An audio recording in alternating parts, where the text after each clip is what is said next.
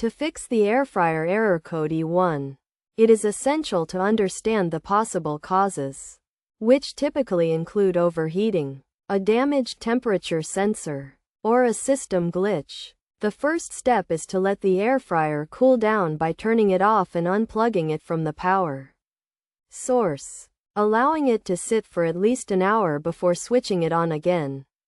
If this does not resolve the issue, the next step is to check the temperature sensor to ensure it is properly connected and functioning correctly. Any damage should be assessed, and if necessary, a technician should be contacted for repairs.